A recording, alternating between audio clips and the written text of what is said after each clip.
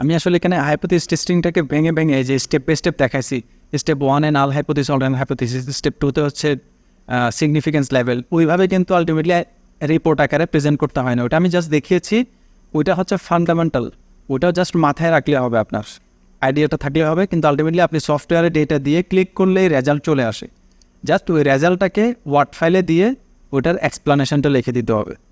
আর জানতে হবে যে কোন ডাটাকে কীভাবে অ্যানালিসিস করতে হবে। আমি কি ইন্ডিপেন্ডেন্ট স্যাম্পল হবে, নাকি পেয়ার্ড স্যাম্পল হবে, নাকি কোরিলেশন হবে, নাকি রিগ্রেশন হবে, নাকি অ্যানোভা হবে, এই জিনিসটা হচ্ছে জানাটা জরুরি, তখন আপনার অ্যাপ্রোপ্রিয়েট ইয়াটা আসবে। তো আমরা এর আগে দেখেছি যে ওয়ান স্যাম্পল টেস্ট দেখেছি, মানে একটা মাত্র স্যাম্পল থাকে, একটা ইউনিভার্সিটি থেকে একটা স্যাম্পল নিয়েছে, ওইটার মেন সিজিপিএ যেটা গড় সিজিপিএকে আমরা কম্পেয়ার করেছি, যে কম্পেয়ার না 3.5 কিনা ওইটা জানার ট্রাই করেছি। কিন্তু ইন্ডিপেন্ডেন্ট স্যাম্পল যেটা 2 স্যাম্পল টেস্ট, এটাতে আমাদের 2টা স্যাম্পল থাকবে, 2টা গ্রুপ থেকে 2টা পপুলেশন থেকে 2টা স্যাম্পল নেব। এই স্যাম্পলগুলোকে আমরা কম্পেয়ার করব যে কার চেয়ে কে বড়। ধরেন আমরা ঢাকা ভার্সিটি থেকে 60 জনের একটা স্যাম্পল নিলাম, আর একটা প্রাইভেট ভার্সিটি 60 জনের স্যাম্পল নিলাম, ওদের গড় সিজিপিএ বের করলাম। এখন ওই গড় সিজিপিএগুলো হচ্ছে স্যাম্পলের সিজিপিএ। এখন আমরা জানতে চাচ্ছি যে পপুলেশনের সিজিপিএ দুইটার মধ্যে কম বেশি হয় নাকি সমান হয়, এটা হবে আমাদের জন্য ইন্ডিপেন্ডেন্ট স্যাম্পল। অথবা আরেকটা হতে পারে যে অ্যানালাইসিসটা আমরা করবো, সেটাতে আমরা দেখব মেল এবং ফিমেল। মেল হচ্ছে একটা স্যাম্পল, ফিমেল হচ্ছে আরেকটা স্যাম্পল, এরা কিন্তু ইন্ডিপেন্ডেন্ট স্যাম্পল। মেলের সিজিপিএ বেশি নাকি ফিমেলের সিজিপিএ বেশি, আমরা এটা জানতে চাচ্ছি। এটা জানার জন্য আমাদেরকে independent sample, that means 2 sample T test, যেটা ইন্ডিপেন্ডেন্ট স্যাম্পল, এটা করতে হবে। তো এটা জিনিসটা আমরা আরেকবার দেখে গতকালকে যেটা আমরা দেখেছি, পপুলেশন আমরা যদি 1 স্যাম্পল টেস্ট করি, পপুলেশন স্ট্যান্ডার্ড ডেভিয়েশন জানা থাকলে হচ্ছে জেড টেস্ট, জানা না থাকলে টি টেস্ট, এটা অলরেডি ডান। আরেকটা হচ্ছে যদি আমরা 2টা স্যাম্পল নিয়ে কাজ করি, সেক্ষেত্রে ইন্ডিপেন্ডেন্ট স্যাম্পল অর্থাৎ একটা আরেকটার থেকে আলাদা, মেল আলাদা ফিমেল আলাদা, মেল ফিমেল নিয়ে কাজ করলে ফিমেলের একটা স্যাম্পল, মেলের একটা স্যাম্পল, দুইজনের চেয়ে আলাদা, এই ক্ষেত্রে এটাকে আমরা বলি ইন্ডিপেন্ডেন্ট স্যাম্পল। এক্ষেত্রে সেম কথাই প্রযোজ্য, যদি পপুলেশন স্ট্যান্ডার্ড ডেভিয়েশন জানা থাকে তখন আমরা জেড টেস্ট করি, জানা না থাকলে টি টেস্ট করি। নর্মালি আমরা এটাকে কখনো করি না আর কি, আমি টিল নাও মনে হয় এটা আমি করি নাই।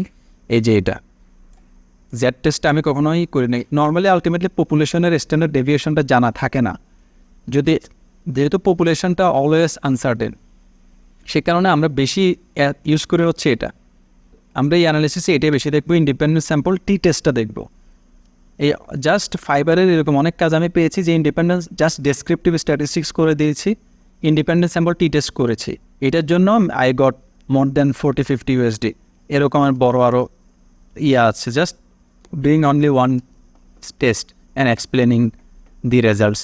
একটা হচ্ছে ডিপেন্ডেন্ট স্যাম্পল। ডিপেন্ডেন্ট স্যাম্পলটা হচ্ছে ওই যে বললাম, যখন একই স্যাম্পল থেকে 2বার ডাটা নিচ্ছি, যেহেতু 2বার ডাটা নিচ্ছি, এখানে 2টা স্যাম্পল, কিন্তু আলটিমেটলি এটা হচ্ছে সেম, এই কারণে এটাকে আমরা বলছি ডিপেন্ডেন্ট স্যাম্পল।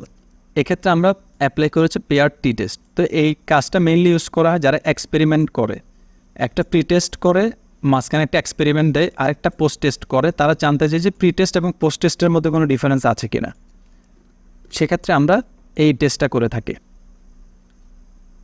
এখন টি টেস্টটা কি? টি টেস্ট এই অলরেডি আমরা টি টেস্ট করেই ফেলছি, এটা আলটিমেটলি জানার দরকার নেই। পপুলেশন স্ট্যান্ডার্ড ডেভিয়েশন যখন অজানা থাকে তখন আমরা টি টেস্ট করি, এটা অলরেডি বলে ফেলেছি। আর টি টেস্ট আমরা 1 স্যাম্পল টেস্ট অলরেডি করছি, ইন্ডিপেন্ডেন্ট স্যাম্পল টি টেস্ট আমরা এখন করব। আর ইন্ডিপেন্ডেন্ট স্যাম্পল টি টেস্ট করার সময় 2টা অ্যাজাম্পশন আছে, একটা হচ্ছে অ্যাজিউমিং ইকুয়াল ভেরিয়েন্স, আর একটা হচ্ছে অ্যাজিউমিং আনইকুয়াল ভেরিয়েন্স। অর্থাৎ টি টেস্টটা করা হয় যখন পপুলেশনের স্ট্যান্ডার্ড ডেভিয়েশনটা অজানা থাকে। তারপর অজানা থাকলেও আমরা অনেক সময় বলি যে, যেমন আমরা 2টা স্যাম্পল থেকে 2টা স্যাম্পলেরকে কম্পেয়ার করছি, 2টা স্যাম্পলের পপুলেশনের স্ট্যান্ডার্ড ডেভিয়েশন আমরা জানি না, না জানলেও আমরা অনেক সময় বলি যে হ্যাঁ ঠিক আছে আমরা জানি না, বাট তাদের ভেরিয়েন্সগুলো ইকুয়াল হবে অ্যাটলিস্ট।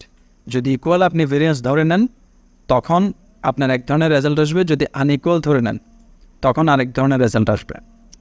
ঠিক আছে।